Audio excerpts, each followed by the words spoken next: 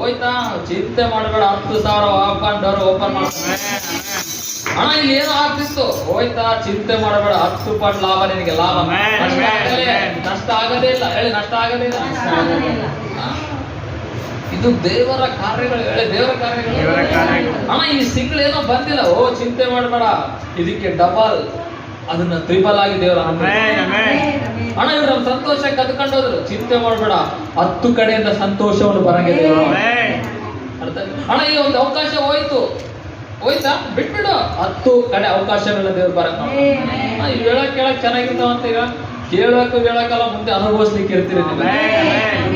ಉದ್ರ ಮಾತಲ್ಲ ಇವೆಲ್ಲ, ಪ್ರೊಫೆಟಿಕಲ್ ಮಾತುಗಳು, ಎಲ್ಲ ಪ್ರವಚನ, ಆತ್ಮಪೂರ್ವಕವಾದಂತ ಮಾತುಗಳು. ಗೊತ್ತಾ ಯೇಸುಸ್ವಾಮಿ ಏನ್ ಹೇಳ್ತಾನೆ ಯೇಸುಸ್ವಾಮಿ, ನೀವು ಹೋಗುವಾಗ ಅಂಗಿ ತಗೊಂಡು ಹೋಗ್ಬೇಡ್ರಿ, ಬಂಗಾರ ತಗೊಂಡು ಹೋಗ್ಬೇಡ್ರಿ, ಏನ್ ತಗೊಂಡು